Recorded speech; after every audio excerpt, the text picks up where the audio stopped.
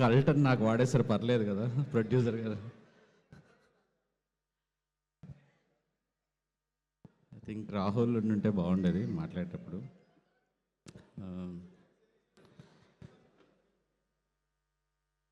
Actually నేను ఈ cinema చాలా రోజులు ముందు చూశాను, అంటే ఒక 1.5 month ముందు చూశాను నేను ఈ సినిమా.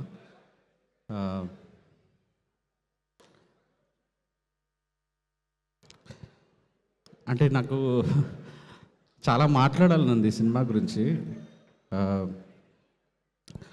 ఎప్పుడో ఒకసారి అర్జున్ రెడ్డి కాంట్రవర్సీ వచ్చినప్పుడు విజయ్ దేవరకొండ గారు TV9 ఇంటర్వ్యూలో ఒక మాట చెప్పారన్నమాట. నెక్స్ట్ ఏం సినిమాలు తీస్తారు, ఇలాంటివే తీస్తారా అంటే, సెటైరికల్గా ఒక మంచోడు ఇంకా మంచోడై ఇంకా పెద్ద మంచోడై ఫైనల్గా ఒక నిర్వహణ చెందుతాడు అని ఒక కథ, మీకు గుర్తుందో లేదో తెలియదు, చాలా పాపులర్. సో అలా ఒక మంచి డైరెక్టరు, ఒక మంచి హీరోయిన్తో, మంచి ప్రొడ్యూసర్స్తో మంచి సినిమా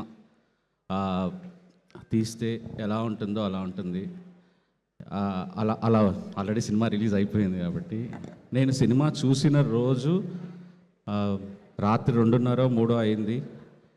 నేను ఆ రోజు మీకు మెసేజ్ పెట్టచ్చో, అలా ముందే చూసేసాను పెట్టచ్చో లేదో అని ఒక కన్ఫ్యూజన్లో పెట్టలేదు మ్యామ్. యాక్చువల్లీ ఈ సినిమా నన్ను ఎంత హార్ట్ చేసిందంటే, నేను రాహుల్కి ఈ సినిమా అసలు నిజంగా నేను ఈ సినిమా గురించి మాట్లాడే అర్హత ఉందా లేదా అన్న ఒక అంటే ఇది వేరే మాటలు కరెక్ట్గా కూడా చెప్పలేకపోతున్నాను నేను. రాహుల్ గారు, నేను బేబీ తీసిన తర్వాత దాని చుట్టూ వస్తున్న కాంట్రవర్సీలో నేను ఒక 5-6 రోజులు ఎంజాయ్ చేయలేకపోయాను. సినిమా ఎక్కడో లోపల పీకుతోంది, వైష్ణవిని తిడుతున్నారు. నేను తెలిసి ఏం తప్పు చేయలేదు, నిజంగా తన సైడ్ ఆలోచించి రాసుకున్నాను. అప్పటి వరకు నేను ఇంటర్వ్యూలకు వెళ్ళకూడదు అనుకున్నాను. ఇంటర్వ్యూలకు వెళ్ళి నా సైడ్ నా ఆన్సర్ నేను చెప్పుకున్నాను. అయినా కూడా తిట్టారు నన్ను. ఆ టైంలో నాకు రాహుల్ రవీంద్రన్ గారు ఫోన్ చేసి ఇంటికి పిలిచి 2 hours నన్ను కూర్చోబెట్టి, నువ్వు మంచి సినిమా తీసావు కానీ నువ్వు చేసిన తప్పులు ఏంటంటే అవి అని చెప్పి నాకు ఒక 2 hours తన పర్స్పెక్టివ్ చెప్పిన తర్వాత అప్పుడు నాకు అర్థమైంది, ఓకే టోటాలిటీలో చూసినప్పుడు ఇన్ని మిస్టేక్స్ చేశాను నేను. కానీ ఒక డైరెక్టర్ని నేను పడుతున్న మదన లోపలంతా పెయిన్ని రాహుల్ గారితో మాట్లాడిన తర్వాత నాకు అట్లా పోయింది. పక్క రోజు నుంచి నేను సినిమాని ఎంజాయ్ చేయటం మొదలుపెట్టాను. నాకేవైతే తను చెప్పి చాలా న్యాయంగా అనిపించినాయో, నేను తప్పులు చేశాను బేబీలో అనిపించినాయో, అవన్నీ నేను బేబీ హిందీ స్క్రిప్ట్స్లో కరెక్ట్ చేసుకున్నాను. I think I will make you proud bro. Yeah. కానీ నా హీరోయిన్ తిడుతుంటే నేను వచ్చి డిఫెండ్ చేస్తున్నా, మీ హీరోని తిడుతుంటే మీరు మంచిగా ఎంజాయ్ చేస్తున్నారు. అసలు అదేం లాజిక్ నాకు అర్థం కావట్లేదు. అందరూ హేట్ యూ అంటున్నారు.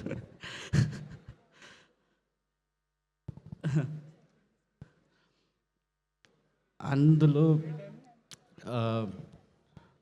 నేను వచ్చేటప్పుడు కూడా ఐ థింక్ ధీరజ్ రాహుల్ గారు మీకు ఒకటి చెప్పాలన్నాడు. ఐ థింక్ థ్యాంక్స్ కాదు చెప్పాల్సింది, సారీ అనుకుంటా. ఎందుకంటున్నానంటే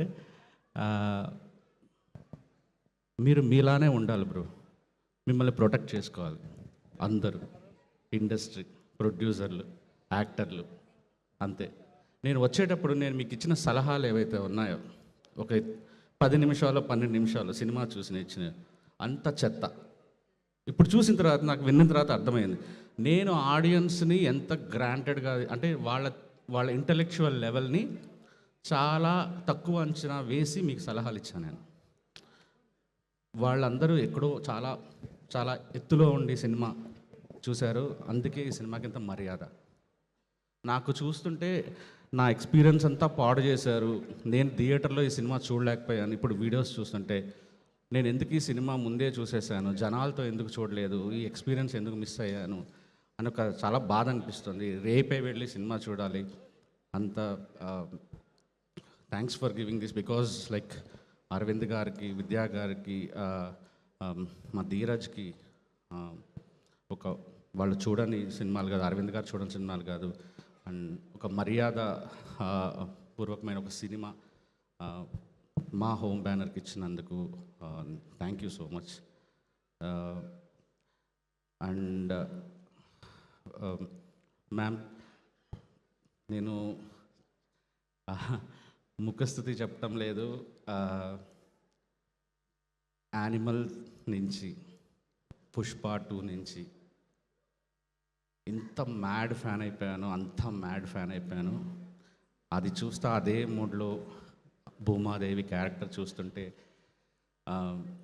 నాకు మామూలుగా ఎక్కడో ఒక దగ్గర రష్మిక గారి పెర్ఫార్మెన్స్ ఇంత బాగా చేస్తున్నారంటే మర్చిపోయి నేను క్యారెక్టర్లోకి వెళ్ళిపోతున్నాను, బయటకు వస్తున్నాను, క్యారెక్టర్లోకి వెళ్తున్నాను. డైరెక్టర్ ఆడియన్స్ మధ్య ఇట్లా కొట్టుమిట్టాడుతుంది. నమ్ముతారో నమ్మరో, నేను ఎస్కే అని కూడా చెప్పాను, నేను ఏమి రాస్తున్నా మీరే కనిపిస్తున్నారు, నా బ్రెయిన్లో ఏ కథ వచ్చినా మీరే కనిపిస్తున్నారు. అంత మిమ్మల్ని వెతుక్కుంటూ వచ్చేస్తాయి మేము క్యారెక్టర్లు, గొప్ప గొప్ప క్యారెక్టర్లన్నీ వెతుక్కుంటూ వచ్చేస్తాయి. డైరెక్టర్లకి ఏదైనా బెస్ట్ రాయాలనిపిస్తే మీ దగ్గరికి వచ్చేస్తాయి. యా, ఇంకా నేను అంతకు మించి ఏం చెప్పలేను. విద్యక్క ఇంకా మీరే నడిపించాలి, ఇలాగే మంచి మంచి సినిమాలు తీసి మా అందరికీ ఇంకా మంచి మంచి రెమ్యూనరేషన్లు ఇచ్చి మంచి మంచి కథలతో కూడా సినిమాలు తీయించాలని కోరుకుంటున్నాను. ధీరజ్ ఎక్కడున్నాడు అసలు?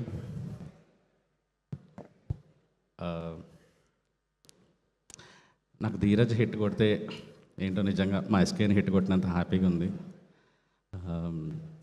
ధీరజ్ ఒక సినిమాని నమ్మితే అర్ధరాత్రులు ల్యాబుల దగ్గర కూర్చుంటాడు. బేబీకి తన కో ప్రొడ్యూసరు, అంబాజీపేట, ఈరోజు గర్ల్ ఫ్రెండ్. నాకు సినిమా చూపించినప్పుడు ఆ టెన్షన్తో బయట ఉంటాడు. దాన్ని ఎలా ప్రమోట్ చేయాలి, ఎలా దాన్ని బ్లాక్ బస్టర్ చేయాలి, హిట్ చేయాలి, తప్పన పడిపోతాడు మనిషి. ధీరజ్, నువ్వు ఇలానే ఉంటే అసలు ఇంకా తిరగలేదు. సినిమాని ప్రేమించిన వాళ్ళకి అసలు ఎదురలేదు. You deserve this success. Congratulations. Thank you sir. Love you. అంటే మీ క్యారెక్టర్ నాకు చాలా నచ్చింది. మీ డైరెక్టర్ ఎంత మంచోడంటే మీ క్యారెక్టర్ అది డార్లింగ్, అది బేబీ అని ఏదో చెప్తున్నాడు, నాకు ఏం అర్థం కాలే మీ క్యారెక్టర్ ఆయన ఎందుకు ప్రేమించాడో. అది జనాలకు కూడా అర్థమై ఉండదు. అంత మంచోడు. మీ క్యారెక్టర్ ఎందుకు అలా బిహేవ్ చేస్తుంది, దాని పర్స్పెక్టివ్ ఏంటి అనేది అసలు మీ క్యారెక్టర్ ఆయనకు చాలా ఇష్టం. అది ఏంటో సార్ నాకు అర్థం కాలేదు, మీరే చెప్పాలి జనాలకి. నేను హేట్ చేశాను మిమ్మల్ని కూడా. థింక్ అది ఇంపాక్ట్ అండి. హేషమ్ గారు, like big fan of you sir, like loved your music sir. Thank you. Background score sir, darling, super lyrics. నేను సినిమా చూస్తాను ఇప్పుడు. Love you. Thank you. Thank you so much Sai Rajesh గారు. మోగ్లీ ఫుటేజ్ చూశాను, మీ అబ్బాయి చింపి చాట చేశాడు. థ్యాంక్ యూ అండి. December 12th releasing. Thank you. అబ్బా, ఇలా క్రాస్ ప్రమోషన్స్ అవుతుందని నేను అనుకోలేదు.